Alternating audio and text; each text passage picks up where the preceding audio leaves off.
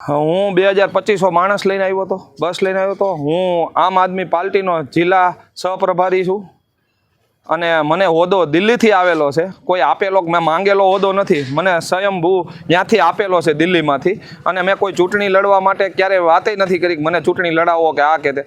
અને જ્યારે આમ આદમી પાર્ટીની ગોપાલભાઈની સભા હોય એ દરમિયાન હું જ્યારે આવ્યો ત્યારે મને રોકવામાં આવ્યું આમ આદમી પાર્ટી દ્વારા।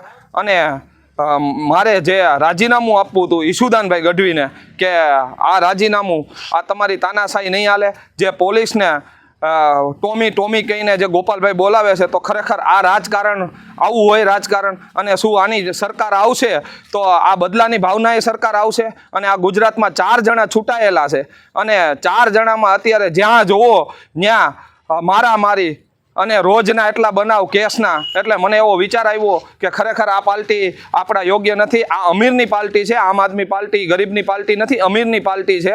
અને જ્યારે હોય ત્યારે કંઈક ને કંઈક કોઈ નાના કાર્યકરને ગણવામાં નથી આવતા અને જ્યારે અવાજ ઉપાડીએ તો સામાજિક મુદ્દો થઈ જતો હોય છે। એટલે અમે આને વખોડીએ છીએ અને આગામી સમયમાં હું અહીંથી મીડિયાના માધ્યમથી કહેવા માંગુ છું કે જો આમ આદમી પાર્ટીમાં કોઈ જોડાતા હોય તો જોડાતા નહીં। આ દિલ્હીની પાર્ટી આપણા ઉપર રાજ કરવાની છે અને આ એટલી તાનાશાહીએ ભરેલી છે કે અંદર ખાને હું આટલો ટાઈમ રહ્યો છું તો મેં જોયું કે ઓહો આટલું બધું ભ્રષ્ટાચાર તો ભાજપનેથી વધે એમ છે।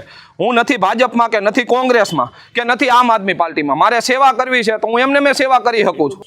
આમ આદમી પાર્ટી મારાથી બીક ભાળી ગયા છે, કેમ કે એને ખબર છે કે આજ એક ગુજરાતની એ આખી આમ આદમી પાર્ટીને ભારે પડે એવો વ્યક્તિ છે, એટલે મને રોકવામાં આવ્યો છે। જો મને સ્ટેજ ઉપર જવા દીધો હોત તો આજ આખી ગુજરાતની પોલીસને ખબર પડે કે એના માટે લડવાવાળો વ્યક્તિ એક હિતુભાત છે।